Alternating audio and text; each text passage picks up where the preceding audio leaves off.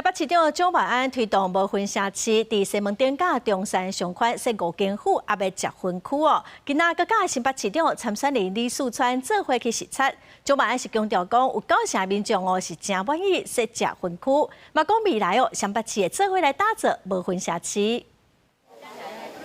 這個在台北中山捷運站外口的戶外複合結婚區，封閉的空間有獨立的空調，為了要降低民眾在路邊受二手婚、三手婚的危害，台北市長蔣萬安對年初開始推動無分城市，目前有選2個人調較濟西門上寬、甲新中山上寬，設立5間戶外的複合結婚區。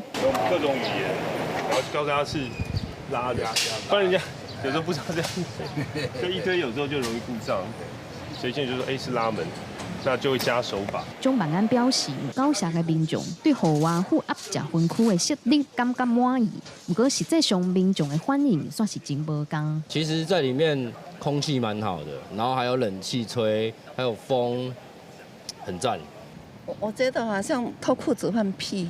吸煙就是你遠離人群就好了，為什麼還要多花公帑去蓋這麼一個吸煙區？之前有學者調查，台灣達當因為結婚所造成的生產力的損失，超過健保達當支出的15%，也就是1300億。學者也表示，政府除了拍拼降低結婚對市民健康甲環境品質的影響，要安怎降低結婚人口的比例，來減少生產力的損失，也是政府需要對源頭解決問題，擱再思考的方向。記者郭玉記、謝桂玲台北報道。